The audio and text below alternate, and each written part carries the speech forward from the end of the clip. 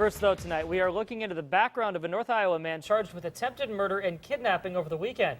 43-year-old Jason Clausen was arrested right around 6 Sunday morning. Mason City Police. First tonight, no rain to worry about right now, with today being the first meteorological, I can't say that word. Meteorological? There you go, There day it of is. summer. It's fitting for the return of local baseball.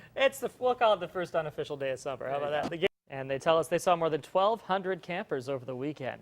Well, Memorial Day not only kicks off the camping season, it's also the beginning of something else, something not quite as happy, the 100 deadliest days on Minnesota roads. It goes from Memorial Day. Cemeteries become gathering places each Memorial Day weekend so people can pay their respects. And in recent years, a local motorcycle group has done their part to make sure those gathering places look as good as they can. A 17-year-old convicted of murdering his mother in North Iowa is officially moving from juvenile detention to the prison system. Iowa Department of Corrections records show Noah Crooks is now at a youthful offender facility at the Anamosa State Prison. He was being held in the Eldora State Training School for Boys, but was transferred on May 9th, just a few days after his sentencing in Osage, which you see here. He turns 18 in July and was sentenced to up to 50 years in prison. A man wanted in Illinois for attempted murder was arrested in a kidnapping case in our area. Rochester police say Roland Outlaw pulled a knife on a 55-year-old woman in his car. She was able to get away. He now faces several Minnesota charges to go with his Illinois case. A Mason City man is being held on charges of attempted murder. Police were called to a report of a domestic assault before 6 this morning. Officers say they found a woman described as Jason Clausen's girlfriend with a serious injury. She was taken to the hospital. Clausen is being held on the charges of attempted murder as well as kidnapping, burglary, and violating a no-contact order. Now, police say they have also found a man they had been looking for who's accused of killing a kitten. Mason City Police were looking for 28-year-old Jarek Reynolds since Friday. He's now in jail. The police say on Friday, during an argument with another person, Reynolds picked up a kitten and threw it against the wall.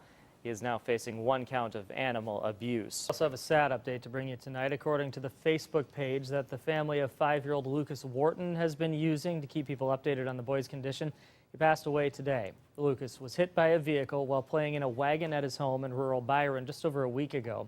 According to authorities, 69-year-old Miles Keller was behind the wheel. Charges against him are pending a blood test. With the Iowa primary 1 week from today, local auditors say it's time to get those absentee ballots in. The Cerro Gordo County auditor says of the 201 absentee ballots requested this year, less than half have been returned. Now, because the primary is only held to decide which candidate is going to represent their party on the general election ballot in November, says he's not expecting big voter turnout. Murphy says the new kitchen and cafeteria space should be done when the school is back into session in August. Says they are also adding a new office area and building entrance. Now, getting back to school is not what is on kids' minds right now. They are ready for break, and they're winding down. Especially with weather like today, you just... And the big one, a year's supply of macaroni and cheese, because we want to prepare these kids for college, right? Well, then they need ramen, too, if they're going to do that. Mason City's library is combining the reading program with a lot of events like yoga sessions, a Zumba party, story times over a span of 6 weeks. You can find out more on KIMT.com. And I can guarantee that my son will be signed up on day 1. There you go. Maybe he can win some mac and cheese, too. I don't know what they're giving out. Yeah, if they do, he'll eat it. There you go. Well, we had some good days for weather-wise for reading outside this past holiday weekend, but we did have to deal with a lot of rain. Well, it is National Running Day. For some, it's a great way to stay in shape and relieve stress. How about you? Well, I'm not going to weigh in on this because for others, just the thought of running is exhausting, and I'll put it this way, I understand how they feel. We'll learn how those who are just starting out can make the workout a bit less daunting in covering your health. Friday looks to be the shot of rain after that. So watch out for that tomorrow. Well, tomorrow things get back to normal, work and school resume. This is really the last chance we have to take a step back and recognize the reason for the Memorial Day holiday. So we are going to leave you tonight with a look at some of the images from across the nation on this holiday. Have a good night. We'll see you tomorrow.